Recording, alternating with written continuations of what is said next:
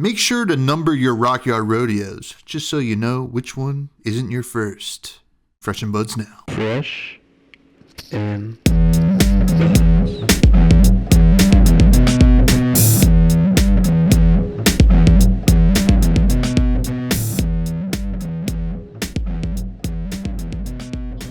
Alright, folks, welcome back to yet another episode of Fresh and Buds. I'm your host, Tommy Fresh, and you are all my buds. It is episode 243. We got a great episode for you. It's the week of the Pro Tour. I have the one and only Boosting Spendog back on the show. How's it going, my friend? It's been a minute. You've been busy. I've been busy. Yeah. Bro, when you in the intro you said something and I just screamed out boost. I'm too excited. But yeah, I've been good. I've been busy with what? Like just playing Tuffnut like all day, bro? Yeah, I mean, listen, anytime I pop YouTube on, you are either, like, I feel like you're rarely on your own channel. You're on everybody else's channel playing, and I've been loving it. I've been loving, obviously, the Tuffnut love, first of all, which we're going to talk about. Yeah. But, we got a lot to talk about today because we're going to kind of call our shots on the Pro Tour because it's coming up here in, I guess, probably soon after this episode releases. It will start. I forget where Japan is on in terms of like, are they ahead of me or are they behind me? So they're like same as Australia. So I don't know if they're ahead or 14 behind hours. you, but yeah, ahead. Wait, yeah. So, but it's they're playing this weekend, right? Yep, this weekend. 1, 2, 3, like 4 days away. Yep. So it's going to be interesting. It'll be fun to watch. I mean, I think I'll have to watch the VODs because I'll be sleeping like a little baby, but that is okay. We're going to call our shots because this meta is crazy. I feel like it's the most open meta easily that we've ever had for a Pro Tour. I have to imagine. Yeah. Let me rack my brain. What format is it? It's classic constructed, right? And Silver Age. And Silver Age. Yes. Okay. So split format, no limited this time around. Obviously, since the last set was Compendium of Wraith, but Vegas this summer will be, I think, back to draft and CC. But Silver Age is the hot new business, so they're showing it on the big screen, and we'll be talking about Silver Age a little bit too. But first, let's get to you. How's the channel going? You've been pumping out some pretty sick Tuffnut content. Yeah. Thank you for calling it pretty sick. I guess it is pretty sick. I love Tuffnut, man. Yeah. I just with my channel I post whenever I damn want. So I don't post like every day or like once a week, but whenever like Tuffnut's going hot, and it has been recently, I'm just like I've been posting like crazy. I think. And that's all my YouTube channel is now, and I'm just like the Tuffnut guy. What do I do about this, by the way? Why am I the Tuffnut guy now? Well, like people love specialists. I think you see it with Mansant. Like Mansant had that. Was the Leviah guy, right? And still is. In a lot of ways, even the Leviah is really just having a tough time. People are really, I've even like hopped back in and tried to build a few Leviah decks. I'm like. Yeah. We're just at such a disadvantage now. Without claws, it doesn't even feel like, we can do it. But, it is what it is. But yeah, people you get to play Rockyard Rodeo. That is cool. Rockyard Rodeo and I like. Which is good. I know. It's good. I get what you're saying. Yeah. One more blue 6 isn't that bad. But, we'll take it. But yeah, people love specialists. They look to specialists because... First of all, people who love that hero go to the specialists. This is my opinion anyway. Yeah. And they'll be like, oh, let me see what Spendog's doing with Tuffnut right now. Because I love Tuffnut, right? So I've been looking at what you've been doing with Tuffnut. So I'm like, oh, let me see what's going on over there. Let's see what's going on down under with Tuffnut. And then also, there's just people who are like, I think X, Y, and Z hero is the play this weekend for whatever, whether it's a calling or a pro quest or a road to Nats, etc. And they're like, I've never really played it. Let me go check out. I heard that boosting Spendog has a bunch of Tuffnut content, so they're gonna go check you out. I think it's cool, but you can always switch it up, and I think you have. So switch it up. Yeah, I mean, like, your name is boosting Spendog. You weren't always the Tuffnut guy. I was not always the Tuffnut guy. I started out as a mech player, and now we're here on Tuffnut. Probably the best deck in the format, arguably. Yeah? You think? I don't know. No. But it's actually insane. When it has a good matchup, it's baller. It's like almost free. When you have a bad matchup, it's like 50-50, That seems pretty good to me. I think we need to get some like serious testing. Like some like big team needs to get on Tuffnut and just crack it, because it's so close, bro. I can just feel it. I don't know. It's funny. It's like Tuffnut to me was always like gonna be the slow grindy deck, and then all of a sudden I'm seeing like deck lists from you and other people. It's aggressive. Like, is that just the play? Yeah. Does Tuffnut have to be aggressive? Well, so back in the day, I don't know if you remember OG Dash, how it used to be like boost into aggro, and then you have like the pistol plan into slower decks. I actually hated that pistol plan, and my local Sam Sutherland told me, just build the deck however the hell you damn want to play it, and just play it like that. And I built Tuffnut real grindy, and I was like, this is boring. Let's just switch it up and make it aggro. And it actually works, because if your opponent just passes on you, you just convert it like 7 into 11 or something ridiculous like that, right? And I think playing your cards and doing 1 million damage with Rock is actually just ridiculously fun and broken. I mean, Rock is one of the coolest weapons in the game. It was like a gift LSS gave us by giving us Tuffnut. It was a gift. It was a gift. We don't get many from them, honestly. They're a little stingy, those LSS people. But the gift of Tuffnut has been great. Now, you say that, like, when you say Tuffnut has really great matchups and then the bad matchups are close to 50-50, I feel like hearing that, he sounds pretty well positioned. Yeah. What tier would you throw Tuffnut in going into this weekend and like until Omens comes out? What do you? I have a counter question. What do you think the top 3 decks are before we go into this? Oh, well, we'll be talking about that, but like I think off the top of my head, I think you have your kind of mid-range deck, which I would say like Marionette. Yeah, would be probably up there. Your aggressive deck, I do think, is probably still Dash.io. Like, we're going to see the best Dash.io players in the world this weekend. So, like, that's like a world of difference from, just the average Dash.io.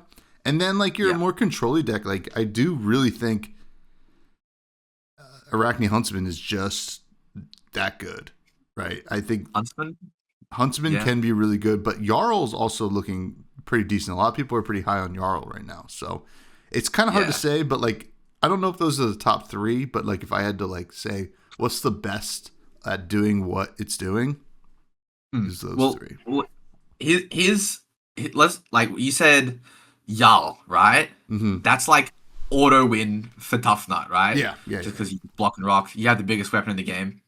Mario is like a 70-30 for Tuffnut, because if they try to rip cards out of your hand, too bad, man. I already blocked with all of them. And though it's one on top just sitting there, like, you can't touch that card. And, I don't know, you just block and you send Rock for 7. And it's just like ridiculous turns value every cycle. Ridiculous value every turn cycle. Bang. And then Dio is a 50-50. You just race them and they're on a clock, right? Because you send Rock literally every turn, and there'll come a turn where if they have to give cards from their hand to block Rock, then you just win the game from that point on. So I think Tuffnut is actually decently placed. Its only bad matchups are like Acilio and Gravy, just because they just get around his hyper linear value train, you know what I mean? So if we're not expecting Gravy or Acilio, I think we're I think we're gaming. Acilio is probably a deck that I would expect. Which Yeah. Acilio is a weird one because like it's aggro, but like I feel like it's just more like combo, right? This is more of our combo deck in the format. But Yeah. you know, I think it kind of matters. Like this is the brute way, right? You just gotta hope you just roll the dice into the right matchups the whole day, and like you're golden. But yeah, I think you could, I think we could see a Tuffnut get there. Just got to avoid a critical amount of Acilios. I think gravy might not be as big of an issue this weekend. Yeah. But There shouldn't be a lot of gravy. Is. You think there is a lot of gravy? Oh no, so there should be a lot of Acilio. Yeah. But there shouldn't be a lot of gravy burns. Yeah. Only like the crazy players that are just like cracked at Fab will be playing gravy because they're like, oh my god, it's busted. And it probably it could be busted. I don't know, man. I haven't tested it, but there'll be some. Well, it'll be the best players in the world, so they're gonna like win anyway with it. So it's like, yeah, what are you gonna do? And obviously, these players also have to do well at Silver Age, which is a little bit more swingy. There's a lot of factors, but yeah, I think Tuffnut. I can be convinced that Tuffnut is really well positioned. It's a deck. It's not like nothing. It's like, Olympia, that hero non-existent. You don't see that around. Tuffnut has game. It has game. And I played it in Brisbane Calling and I beat like a Phi and like 3 Victors. It was crazy. And I nearly beat a Tekla-Vossen. Oh, yeah. I mean, funny enough, the Phi thing, when Tuffnut first came out, I was like, I'm going to build this hero. He's so cool. And I was just I was pretty much all in on Club Nut, right? Just like super grindy. Like I know I'll always hit on my, like my top flip. And then like if I hit the blue, I can convert it into gauntlets, etc. And then you just lose to things like Phi, right? We were just like, well, they have more attacks than I have cards in hand. So that's that's just brutal. So it's really cool to see that you're just like, oh, you know what? We'll just race them, which we have really great numbers. So that's pretty neat. And then you get to like block for 4 with 1 card, which is pretty neat. So very cool. Yeah. Now, he's not perfect. I hate to break this to you, Spendog. Tuffnut is not perfect. What do you think he needs from like an expansion slot in Omens or something perhaps from Monarch 3 in the fall? So all the blue 6s, like I will just take all the blue 6s in the world, and we just got like 15 of them now or something. I don't know, it's crazy. So I think we've got enough of those. What we really need is we need the. Okay, hang on. If we could have the whole deck be opt, or just look at the top and opt it, or like get a vigor, the whole deck would be right. So we need a new yellow 6 that like clashes or opts for a vigor or something, and that would be sick because we do not have enough yellow 6s. I'm like trying to build this deck and I'm playing like right behind you, or kick the Hornet's Nest. That's an option in my deck right now. We're like real limited on that. And if they just upgrade the yellow 6 base, we're gaming. It would improve the consistency a ton, I reckon. What do you think of that? Well, yeah, it's funny. There's no shortage of yellow 6s, right? Like we have a ton of yellow 6s. However, I mean, they just don't really do anything in that deck, right? And that's just the problem. But yeah, more nothing opting would be great. Exactly. They need defensively. Sorry, you go. I was gonna say they need to give Tuffnut a Skullbones cross wrap of sorts, but that would be too. Oh my god! wait, you're cooking. Give us an equipment that Skullbone cross wraps opt 1. It gives a vigor every turn or something like that, and it blocks like it has block X, where X is the amount of toughness you have, and it doesn't have blade break or guard well or anything. It just blocks X, and it never dies. You just block with it every turn. Beautiful. And we'd still find ways to lose. Yeah, perhaps. Yeah, but continue what you were saying. What was I talking about? Oh yes, something about we need the yellow sixes to do something defensively instead of offensively. Because the only thing we're doing is swing and rock. Because that's just the coolest card ever, right? Only in emergencies are we going to swing yellows. So, yeah, we just need defensive cards, essentially. Yeah.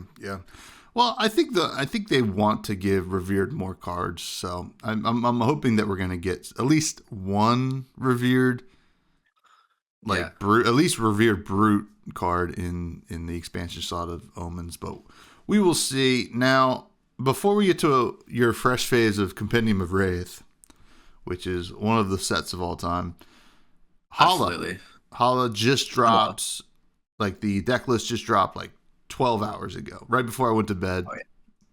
I checked out the deck list this morning. What are we thinking? Is she good? Okay. I'm thinking LSS is a great company. Do you see how many new cards there were in this damn deck? Yeah. It's like a whole expansion set. Yeah, kudos to LSS for printing 1 million new cards and not printing old diaper poop. I don't know if I can say that on the pod. I think it's okay. This deck looks sick. Flurry is so cool. Mm-hmm. What is this? When you activate a weapon attack, destroy this, and you may attack with the weapon twice this turn. So you can't swing multiple times. It's only up to twice, which is interesting. But it's really cool how you can put counters on the blade and then remove it for resources or draw or to create effects. I think I'm gonna buy this deck. Absolutely. I'm not a warrior player. Yeah. I'm super interested in it, especially looking back at a card that was in Compendium of Wraith, which was I think called Rend Flesh, the blue that says until end of turn, whenever a weapon or maybe it's just sword hits, you can remove a 1/1 counter from it and deal or make them lose 2 life. Feels like a pretty cool finisher. It's like a blue block 3 that you just throw in the deck. I feel like this deck could be pretty surprising. I feel like it can do dirty stuff in one turn, right? Like we see a lot of these warriors do, but it will be very interesting. But my only question is, I'm looking at it, is are the numbers good enough, you think? Because there's some really flashy stuff in one turn it does. I would say I'm looking at obviously the Edict, but Brimming Blade is kind of a combo piece here. Sharpen target sword you control twice, but then there is what was the other card that says Edict? Swordmaster's Path, which just says your next sword attack this turn gets +3. Next time you sharpen a sword this turn, instead sharpen an additional time. So you're gonna sharpen, and then that's so cool. It's so cool, and then boom, and then you lose those counters. It feels so counterintuitive at the end of the turn, but I don't know. Yeah, it's pretty interesting. I'm interested to see if even the Zenith Blade is what she wants to play, which I think she does. If this has been sharpened this turn, first attack, just go again. Absolutely. I think you're too focused on trying to keep the counters around for multiple turns when you should be focused on using the counters as a resource on your weapon over the course of your turn. You've got Reverent Rebrace, right?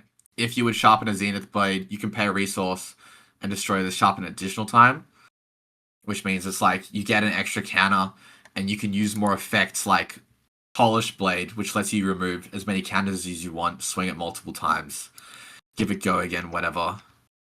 I think it's interesting putting resources onto the weapon and converting that elsewhere through different cards. And we haven't seen this before. Yeah, I'm super excited to see the potential of what the big turn is going to be in Hala, and I'm sure someone Josh Lau is already probably cooking it up.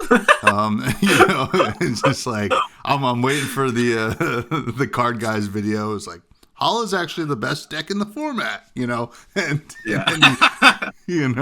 This Winning just lady Josh. is broken, guys. Yeah. So there's some really cool stuff. I'm excited to see the brews with it, but I didn't have it in my show notes initially, but then I was like, oh well, they dropped it, so let's talk about it a little bit. Now, let's get to your fresh faves for Compendium of Wraith. I think I know the answer to the first question, and which hero got the coolest stuff from the supplemental set of Compendium of Wraith? There's like a few answers I could give here, and I'm like desperately trying to pull up the Compendium of Wraith on February right now. I don't think. Here we go. But I'm like just obliged to say Tuffnut, right? I think you are. You're not obliged, but he definitely got cool stuff. Like, just flicking through it. Oh, dude, the Teklovos and stuff was super, super cool. The base stuff just unlocked, like, literally everything in the deck. I reckon Tuffnut got the coolest stuff. It just, like, really brought the deck together in a way that I didn't expect. But the real answer is going to be the wizard class. Really? Yeah, really. Interesting. I'll explain a little bit. Like, do you know what Robe of Resourcefulness does? No. So it says when this leaves the arena, gain 2 resources. Okay. And they've got a full suite of this equipment and Sigil of Fate tokens. And I don't know what they do. But I've got a Marvel Sigil of Fate, so I'm ready. They opt, don't they? Yeah. Oh no, yeah, they opt. But like. That's all it fucking does. Yeah, well, Blaze really likes it, and Blaze is coming out in Silver Age, so it's going to be interesting. I think Wizard's cool. I think when we saw a lot of the Wizard stuff, we're like, well, is Blaze going to be legal? And then they answered that question. Tuffnut's a fair answer, I think. I think Teklo is also a really fair answer. Personally, I still say Riptide. I got 9 new blues for my deck, which is pretty good. Trapped? Yeah, they're all trapped, right? Oh yeah. Well, they're just blue. They're not even D-Reacts. They could just trigger on just regular block, which is so sick. That frail swing line's insane. But I gotta ask, there's not a lot of weapons in this set, but which was your favorite? What was my favorite weapon? That's a great question because there are a lot of great weapons from this set, I think. And I'm also once again looking up all the weapons on February right now. There's 3 weapons in this set. There's 3 weapons. Yeah. What the heck am I gonna pick, man? It's got to be Shield Beater. Yeah. Because it's got the set code Pen 15, and I think that's just a great number. I don't know. I like that number. Shield Beater. Sure. And it's one of the cards that gets you thinking. It's like in Flesh and Blood, the cards that get you thinking are the best ones. Like Rock, you read it and you're like, how the hell do I activate this? Shield Beater, you read it and you're like, what does Visit Anvilheim do? And how do I use this effectively? You know what I mean? Yeah. It's it was slim pickings for Compendium of Wraith. I mean, Savage Claw is the brute weapon that makes me just so angry. I don't know. The more I think about that card, I'm like, I can make this work, and then it's like, no, you can't. It's just not that good. And Shield Beater, it just is good. And then obviously the other one was like a UPF card, which was fine. But what are you gonna do? I would rip one in half right now if I had one. But I don't though. What we did get a lot of equipment. What was your favorite equipment? My favorite equipment?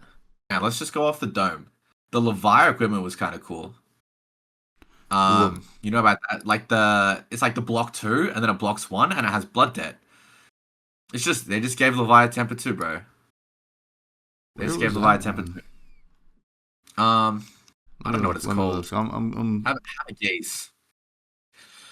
I'm also gonna have a gaze. I could say the wizard equipment again, but I won't do that. Glory. It's the Emberforge Gauntlet. Oh yeah, this one is really cool. I forgot about this one.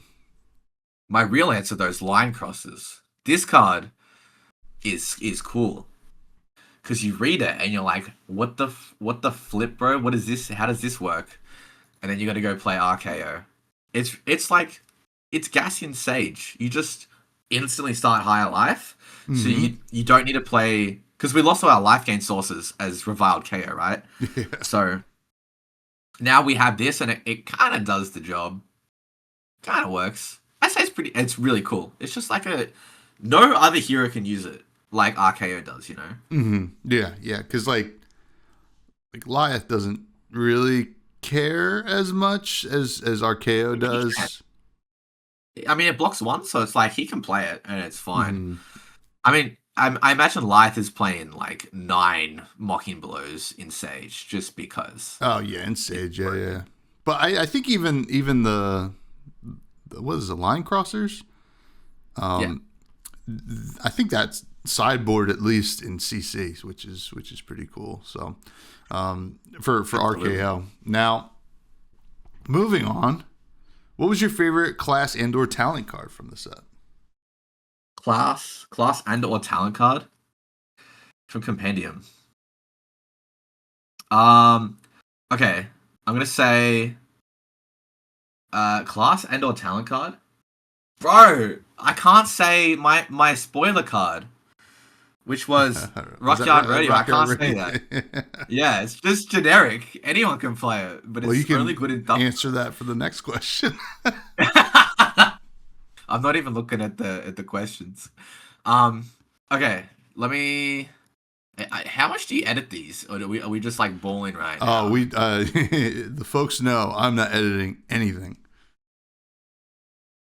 I'm not editing anything. Okay, real. Art of the Phoenix War.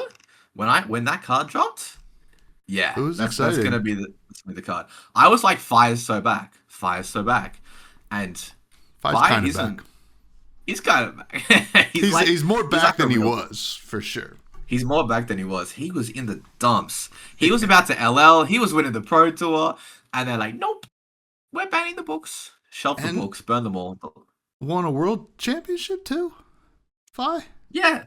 Something crazy like that. Yeah. I don't know if he won a Pro Tour, but he definitely won the Worlds.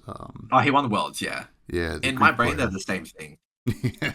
Well, a little bit different. Just a little bit. All right, what's your favorite generic card? Is it Rockyard Rodeo? Yeah, it's Rockyard Rodeo. Card's awesome. Yeah. The card's awesome, dude. It's playable in every hero, which is the best part. You can play it in Fang, and it's going to deal like 1 damage. You can play it in like Guardian, and it's going to be a 3 for 6 blue, a block 2, which is trash. But ultimately, it's just such a Tuffnut card, bro. It doesn't matter that it blocks 2, bro. You're going to have like 3 toughness. You're going to block 5 on anything. And then it's a 7, so you win every clash. And then like you can pitch it, and it's a 7. You can like you're looking for blue 6s, and then you say, "Oh, it's a 7," and you go 6-7. I don't know. Anyway. No. Next question. That card is awesome. That card is awesome. Now, I never asked you this question, but what's your favorite token in the game? My favorite token in the game, Diamond token. Diamond. Yeah, you know what Diamond token does? No. Is that one of the Rudy ones? Yeah, it is. Or is that a gem? Is it a gem? I don't know. Diamond. It's a generic token item. Oh, okay. Yeah. But what does it do? Second favorite. So it's called Diamond. Action: destroy Diamond. Draw a card. Go again. Oh, pretty good. I don't know how you get it, but it's pretty lit. I think it was like a Patreon Rudy thing like 4 years ago. What other cool tokens are there, man? Like, should I say Plasma Fet? Toughness. Yeah, I guess Plasma Fet does count. It's kind of right? That comes in the token rarity. Yeah, right. I'll make Mansad happy. We'll go Plasma Fet. I love swinging Plasma Fet. Right, sounds good. Or is it Plasma Fet? Yeah. I used to say Blasphemous sets or something ridiculous. Yeah, close. Yeah, shout out Ethan. There you go. Well, is there any update on the greatest set of all time to you? What do you know what it was last time, or No clue. I don't expect you to know, dude. It's got to be. I think I was gonna make like a love video dedicated to Super Slam because I really like Super Slam. I think there Just was a lot of because potential there. there was so much potential. It's got like okay, so Tuffnut is a 3 intellect hero, which I'm pretty sure it's the first 3 intellect hero in the game, right? Adult hero, because Data Doll. Adult hero, yeah, Data Doll. So Tuffnut's got 3, and then Light has 5. And the second you see that, it's the first time we've deviated from 4. So it's got to be interesting. And all the heroes are super interesting. Oh, this set has RKO as well. Mm-hmm. I play RKO and I play Tuffnut. And I love that shit. They're both just... They don't play normal fab math. And it's more about synergy and what you're doing. If you know what I mean. Yeah, absolutely. Yeah, because it deviated more with RKO than Tuffnut, but like deviated from the brute thinking and like kind of like is showing us what they want to do with brutes going forward. Pitch your 6s, or make things 6s rather than like you have to have a ton of 6s in your deck to like make it work. So I mean, although Tuffnut wants that, but like it feels different, which is, I think that's a fair answer. Super Slam was sick. I think, if we got to play more limited of it, it might have been, we might have hated it more, or we might have liked it more. But overall, like flavor wise, we got like some awesome heroes, right? Like even Pleiades, like, you can do some busted stuff with her as well. So, and I don't even like those kind of decks, but it was still neat. Now, let's get to the main topic here. Spendog. Absolutely. The Pro Tour Yokohama is this weekend, and boy, am I excited. I am getting on a flight right after this to go. No, I'm kidding. I am not going to Yokohama, and we will be watching from the sidelines over here in Club Fresh. But it's going to be interesting because, first of all, it is split format. One of the formats is Silver Age, so that is going to be interesting in itself. We just had a calling over the weekend in Shanghai where I believe Chris Ayali won with Briar in Silver Age. Briar's pretty good. And I believe, I don't know how soon after the Pro Tour, but probably like in a few weeks, we're going to have our first vote for Silver Age, which is pretty interesting. And I think we know how a couple of the votes are going to go to get some certain heroes out, but we'll see. But it is interesting because of that, but it's also interesting because of what the Classic Constructed meta looks like right now, because there's a lot of good decks, and I think it's like kind of a any given Sunday thing, right? Like we could see a Cilio win. We could see Marionette win. We could see a Dark Horse win. So let's just go through. I want to, in each format, talk about the different decks that we would expect within each category. First, the aggro decks. CC. Yeah. Who do you expect to show up in an aggressive form this weekend? There's gotta be a Cilio's. There's gonna be Dio's, but you gotta be a specialist if you're playing Dio. You gotta be a subland if you're gonna play Dio. And I think there's gonna be some Copas on fire. I know this Yuanji guy keeps messaging me and he's like, "Man, this fire deck is so broken. I put more blues in it and it does more." And I'm like, I can't get behind him, man. It's too freaky for me. But he believes in it, so look, I'm happy. I'm happy for him. If he wins it, all the power to him. And who else? Who are the other aggro decks? I don't know. Is that all the aggro decks? I'm pretty sure. I mean, so I think you're definitely right. There's gonna be a lot of Vasilio, right? Even looking at the last CC calling, which was, I forget where it was, but it was, the finals were Marionette versus Vasilio, Michael Hamilton versus Jacob Clements in the opposite order. Michael Hamilton was on Vasilio. So like when I see a player like Michael Hamilton playing Acilio, I know, well, that is probably a really good deck. You know, Michael Hamilton is drawn to usually the best deck in the format, in his opinion. And I think that Acilio will probably be one of the most represented. Dash.io, yes, but like people who have put a lot of time into it, like you said.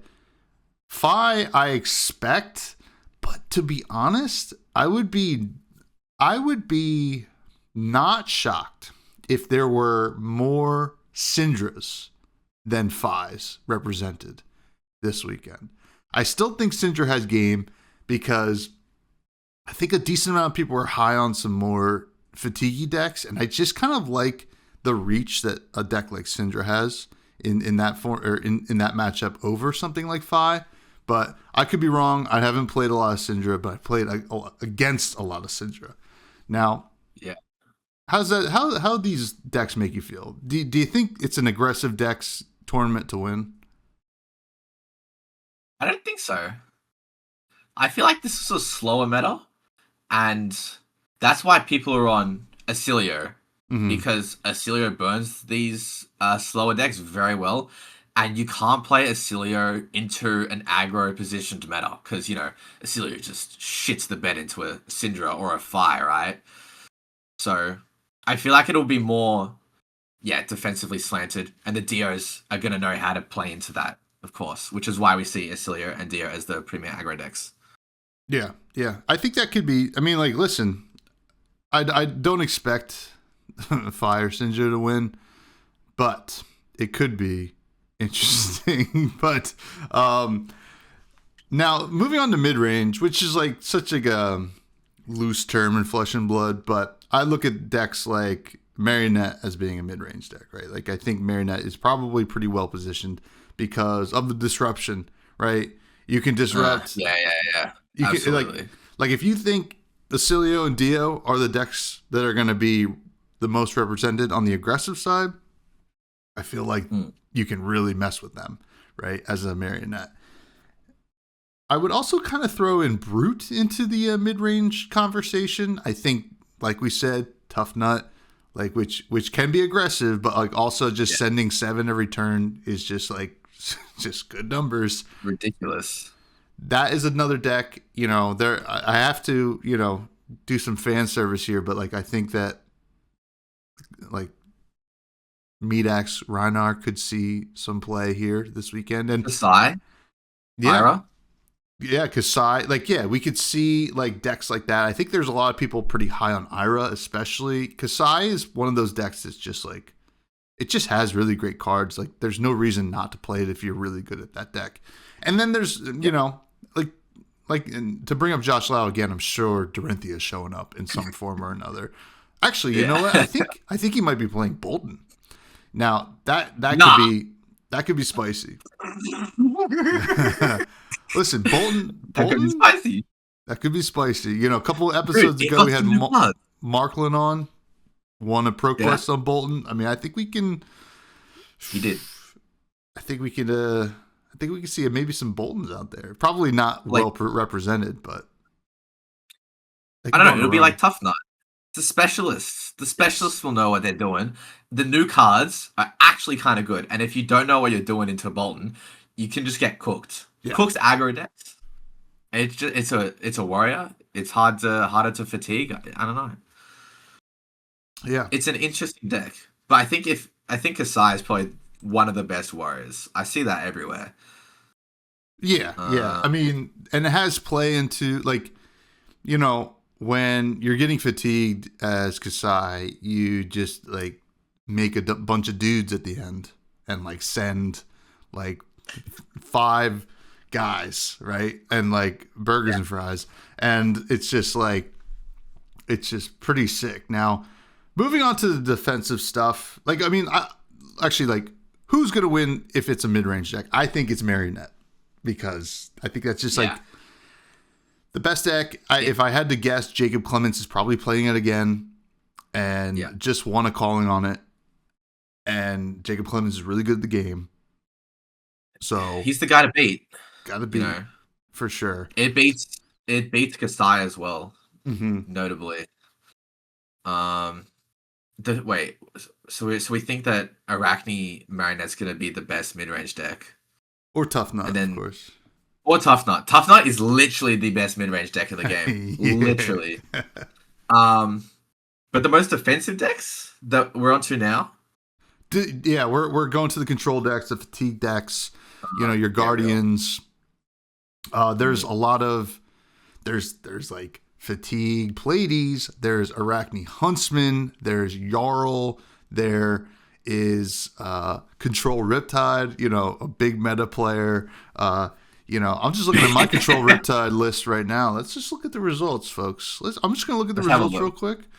yeah. Okay, this is the deck that I play when I'm on the treadmill at the gym, right? So I just pop on a game on my phone on Talishar. 61 matches, not a lot, right? But that's 61 times on the treadmill. We're getting our steps in, right? I think we're burning some calories. Win rate, September or whatever. win rate 89%.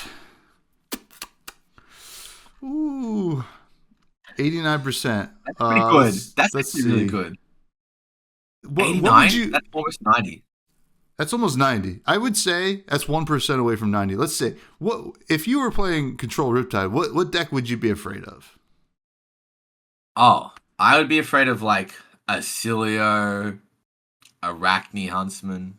Acilio? Actually, I don't know. Yeah, because you don't have a weapon, right? Just Yeah. Acilio, that's it. Probably beats everything else in the field. I don't know. Acilio is the worst matchup. It is. It is the worst matchup. Jarl? What would you be afraid of? Jarl? You would think Jarl, but 80% win rate against Jarl. Huntsman? 100% win rate. I mean, that's just the easiest. That's just the easiest one ever. Haven't dropped a game yet into a meta contender. Tuffnut, Bumbling Hulkster? 100% win rate. That's cat. No, I swear to God. Really? Yeah. All right, we got to play after this. I got to fix that. I got to fix that. No. I got to keep my win streaks. I like Fake playing stats. against the randoms.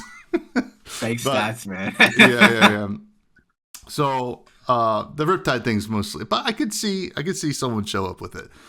Although I think people are higher on the more mid-range or aggressive versions of Riptide, but I've always been a like Dreadbore grindy fan. But control decks, fatigue decks, Huntsman I think is the best slower deck, right? In the right hands. We saw what Pablo Pintor play a couple weeks ago. That was like a masterclass, I felt like. And I do think some Guardians will be seeing play. Like Victor is probably the best Guardian going into the weekend. I would say. I think that deck, just has that like damage potential to end games that a lot of these other slow decks don't have. Goldmane Estates are just crazy.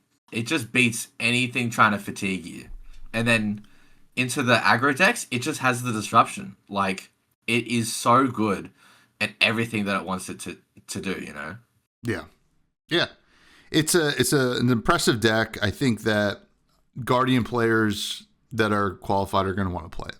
And just because of that, we're going to see a decent amount of them. Now, is there a dark horse this weekend in CC?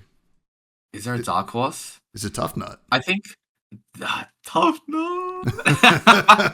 I think I've got three dark horses. First one's Tuffnut. All right, we'll get Tuffnut out of the way. Get him out of here. Second one is Gravy Bones, because that doesn't fit into any of the three tiers. Yeah. But some random's gonna play it and just like absolutely stomp with it. You just know, right? And then what's the true meaning of Dark Horse? It's just like a deck that's like underrepresented that we think is gonna just do super well. Yeah, underrepresented. I think you're there with Tuffnut. I think Gravy Bones could definitely have a showing. I even look at something like, I think a lot of people are pretty high on Marlin right now, which would be interesting. Marlin's not bad. I think I know what it actually is. I think it's Volda. Oh, Volda, yeah. I think Volda, undiscovered or like underplayed, Underplayed. looked underplayed and underexplored. Like, she can do some crazy stuff, but I don't think enough people know about her and be thinking about her to get her up to par. I think she's got to dominate. She beats everything. She disrupts. She's just like Victor, but just like bangs you for 20, and what are you gonna do about it? Yeah. I think it could do some real numbers this weekend. All right, Volda. All right, I like that. Now let's move over to Silver Age quickly, because like this is a little bit more cut and dry. This is not an open meta, I would say. The aggressive decks are KO, Briar, some form of Fi. These are decks that are just trying to take advantage of the 20 life, right? Like, you have to like make perfect decisions and be lucky in 3 turns. So yeah, I think Briar probably in the hands of the best players is going to do some serious stuff. I know that, some people are on the Sigil Volteris thing. Shout out to Jesse Harper, who had kind of messaged me about that a while ago. I think that that is probably going to have some sort of showing this weekend. And KO is just good numbers, still is, always was, and always will be, right? It lost nothing from the bans except for like the Red Siren's Call. So I think those are the 2 decks to be in the aggro world. Yeah, definitely KO. Yeah. Or Fi. What did you say? It was Fi?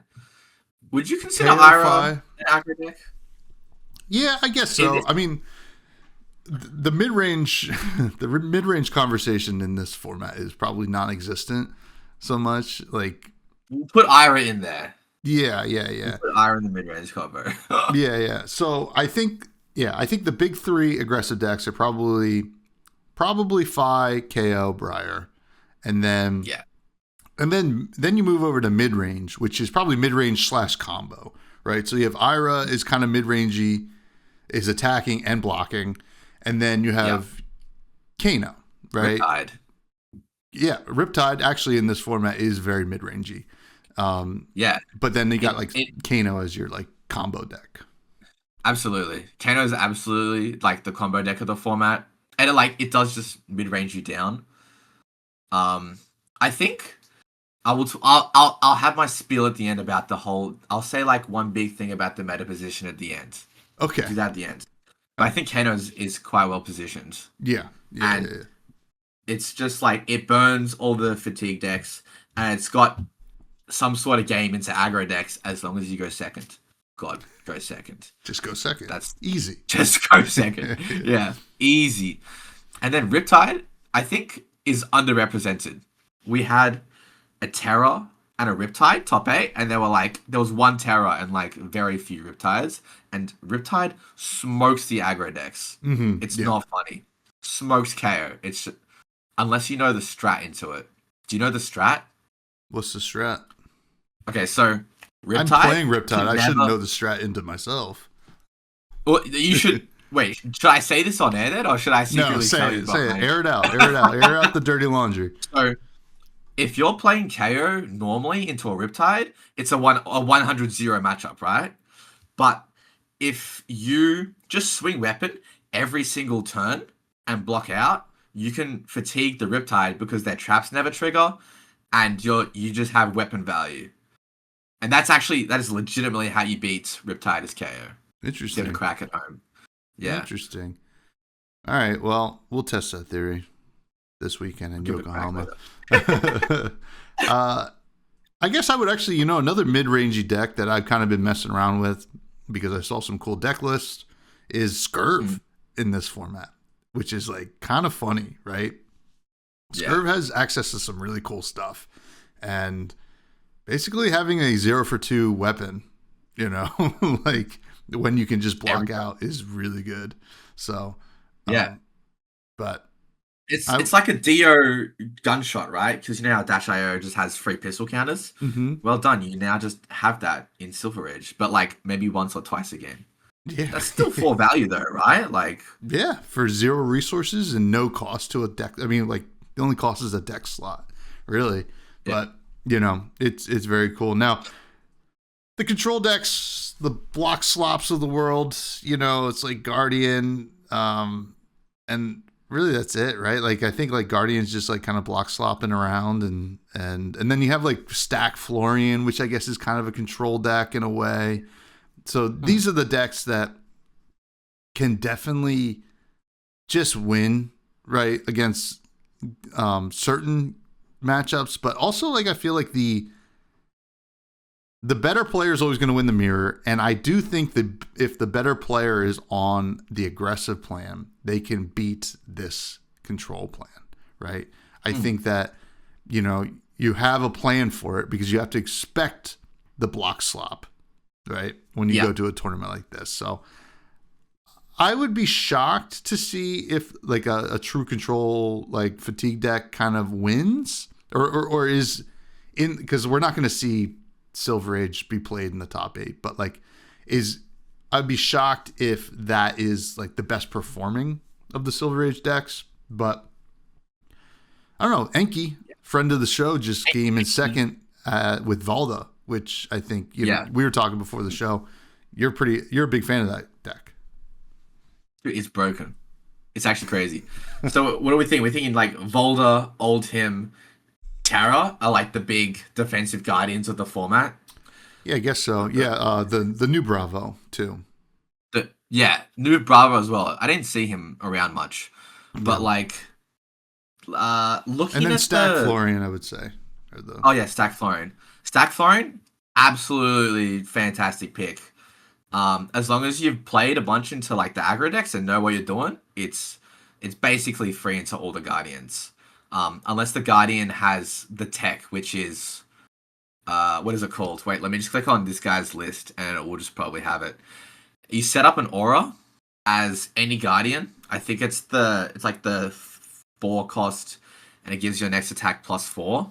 And then you have like the dominate shoes, and you play Smack of Reality, and you're sending like 9 +4, which is like 13 dominate, and then they can't block it. They just lose all their rune chance, which is kind of crazy. But that's hard to pull off, and they just hold their armor for it.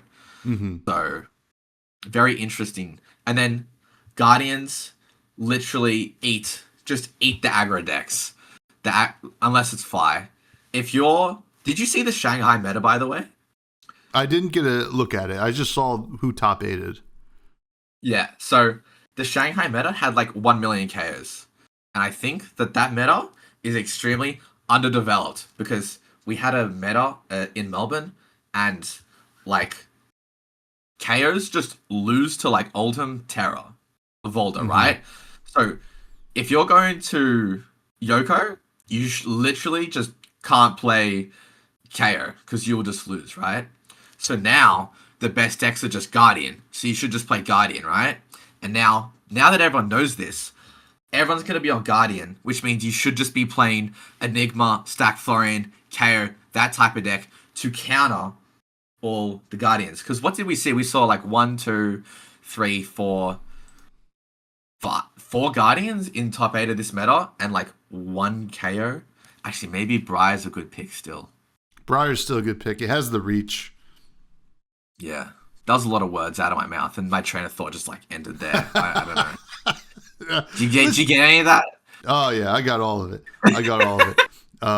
Yeah, clip it right now. Clip that. Young Australian boy loses his mind on podcast.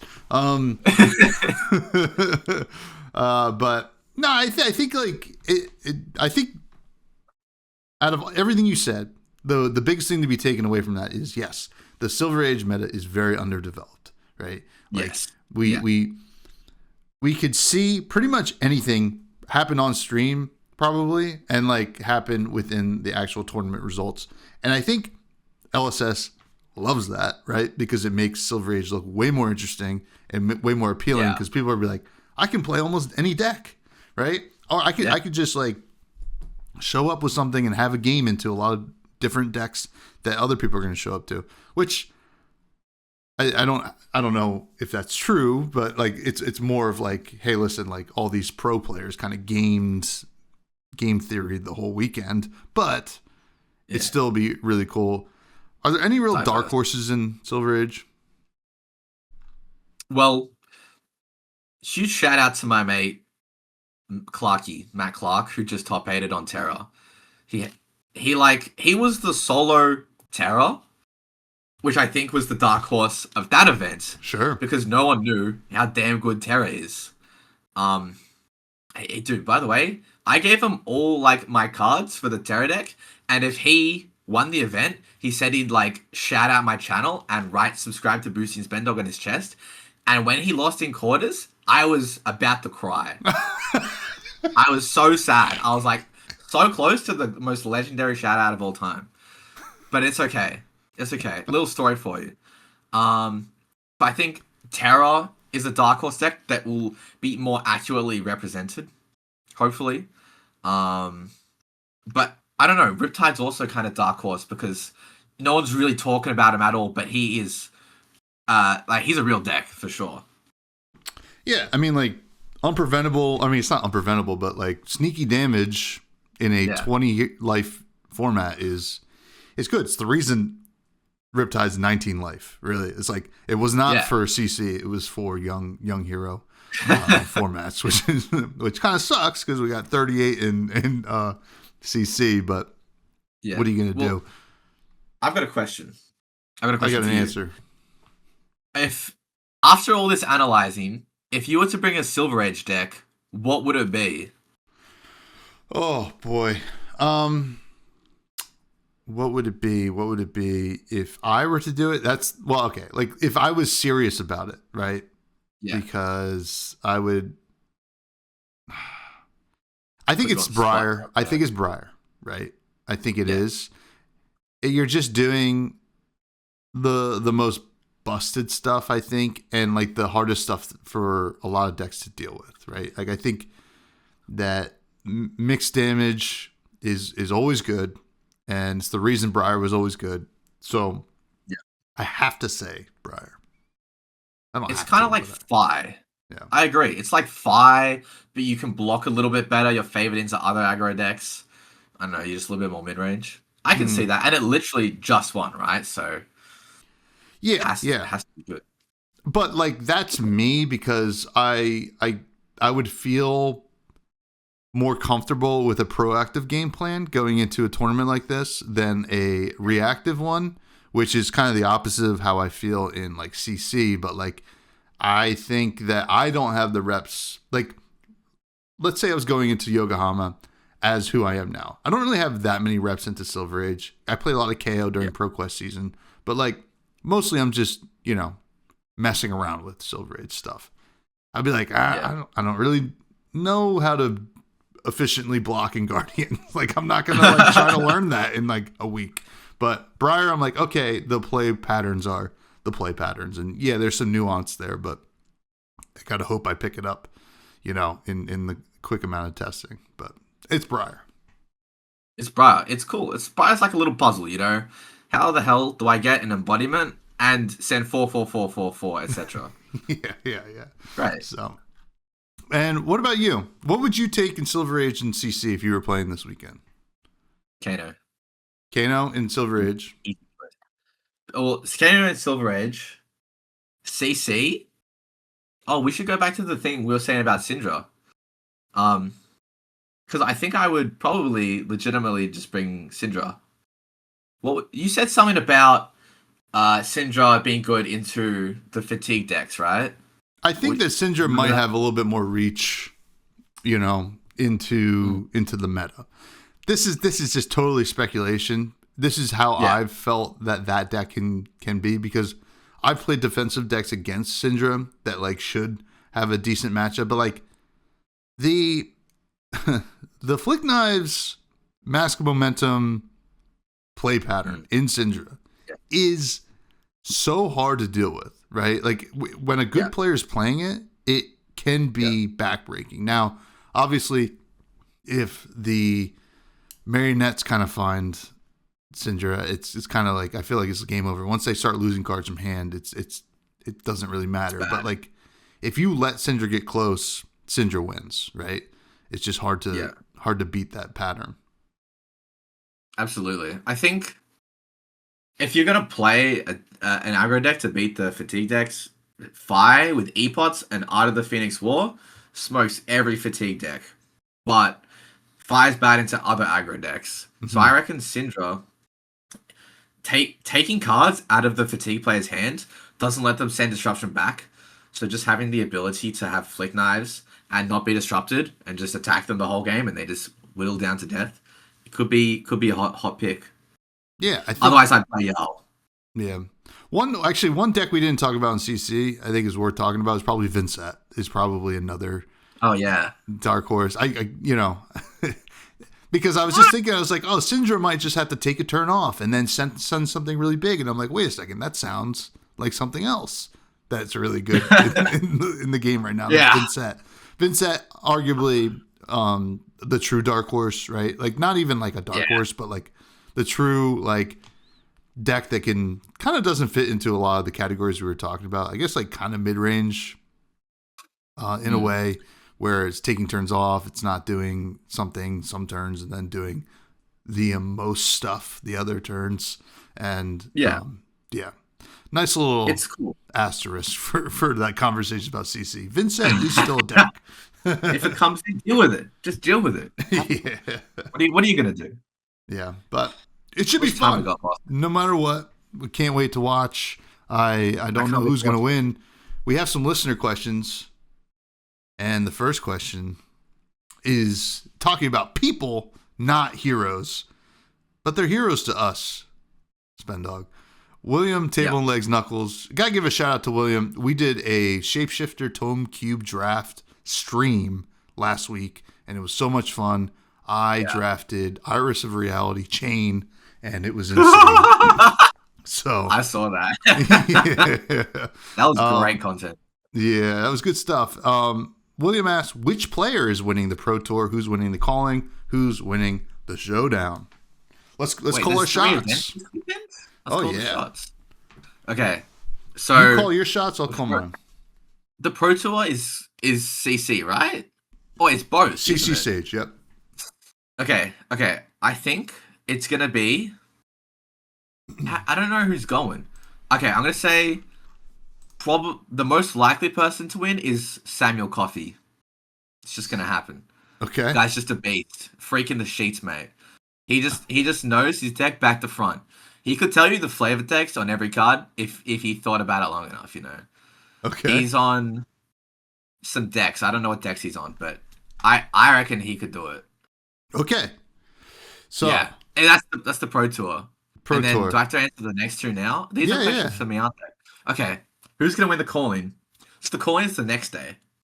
So you gotta think about you don't have to think about it. It could be just somebody showing up, but like you gotta think about a pro player that scrubbed out day one.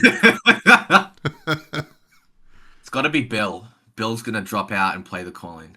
I don't even know if Bill's in the Pro Tour. Is Bill going? Who's Bill? Who knows? Bill Hyun. He's my local. Oh, okay. He's a Volga player. I don't. You. No one watching this will know Bill, but I love Bill. Shout out, Bill.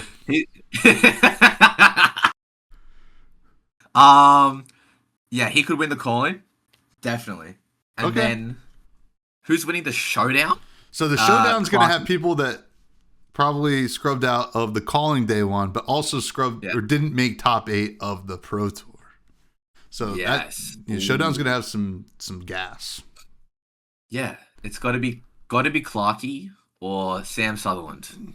All right, Matt Clark. Matt Clark is the terror guy who has all my cards, who I need him to win, so I get the shout out. So obligatorily, I have to say Clarky. All right, please win. Here are my shouts for the Pro Tour. The player that's winning the Pro Tour just came in second at a Pro Tour last year. And came in second at a calling this past week. Enki Dupacuier, a.k.a. Papa Pule, is winning the Pro Tour this weekend. Yeah. Shows he has the sauce in CC in the past and has the sauce in Silver Age, obviously, probably playing Valda. So, got to give it to Enki. Who's winning the calling? Well, who scrubbed out day one of Pro Tour? Not Enki. What was that? Not Enki. Not Enki. Enki is Not making it all the way to the top got 8 it. of. I think that. Are you gonna root for one of your friends, or are you gonna root for a pro player? You know, Everybody's my friend. Fresh and everyone. This buds. is true. Everybody's my bud. We're all. Well, my mistake. Honestly, Yeah. I take I gotta take that back. Did you We're all forget? buds here. How dare you forget? Who's going? Yeah, that was my first thought. Who's going to this event, and are they playing in the Pro Tour? All right. I'm gonna say Barrett Goss is gonna win the calling, aka Vishra. Who's that? He was on the podcast. He's a local to me. He was on the podcast a couple weeks ago. Yes. I think he's gonna lock in. He's probably gonna play Prism. Oh wait, Prism. Wait, is this a good? Wait, a Sage Prism? No. The calling is CC. Okay. And then the showdown is Silver Age, and I'm actually gonna flip this. I'm gonna flip it.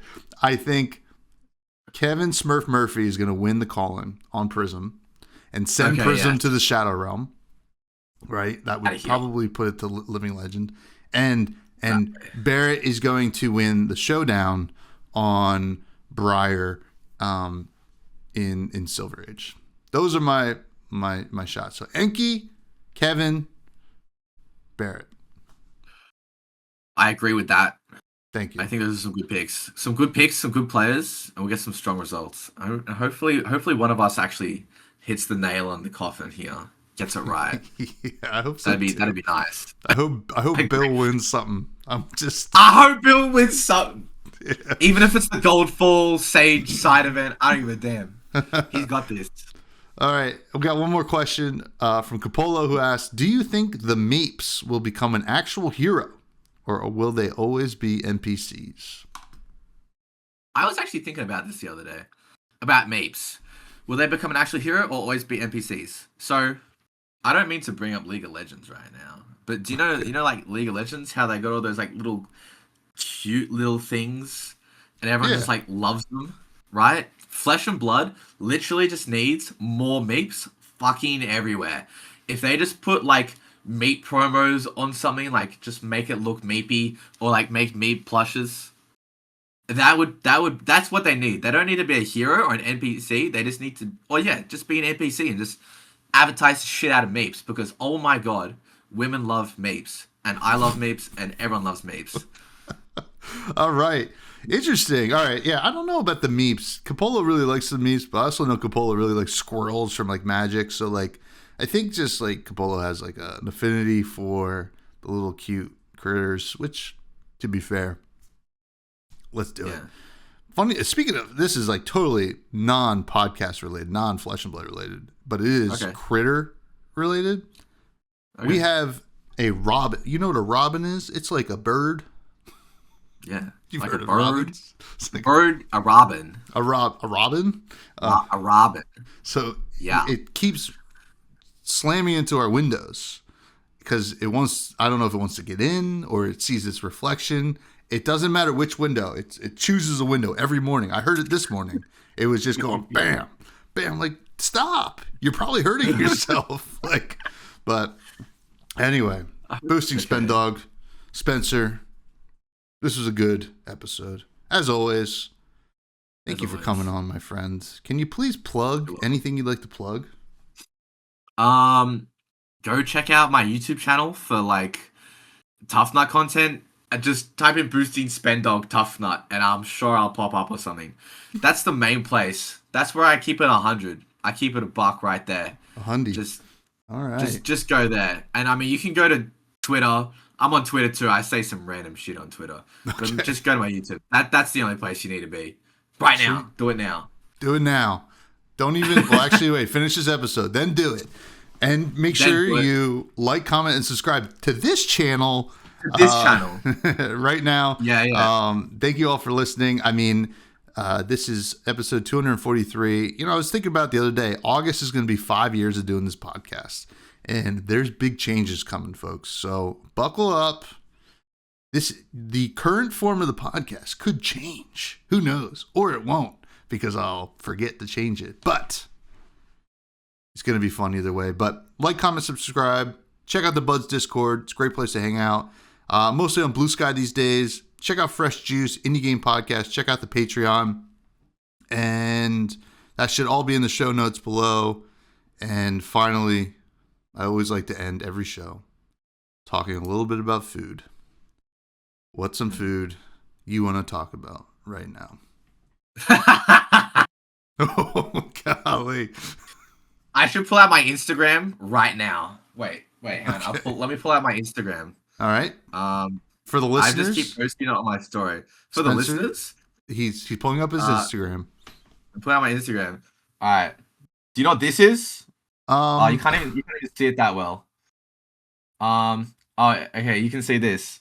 It's just all my tiramisu. Instagram stories is. It's just look. That's a Cybertruck filled with tiramisu. I just want some tiramisu. That's all I want in life. And I'm allergic to coffee, right? So I can't actually eat it. So I need someone to make me some decaf tiramisu. And I think someone's offered, so I'm going to experience it. Okay. All right. My sister-in-law makes great tiramisu. She once did one that was like instead of like coffee, instead of espresso, it was like a pistachio, like kind of like powder. It was delicioso. That's incredible. Shout out her. Yeah, shout out sister-in-law Fresh. But geez, well, all that tiramisu talk unfortunately means that we don't have time for Charmer, but I'm sure we'll get to him at some point.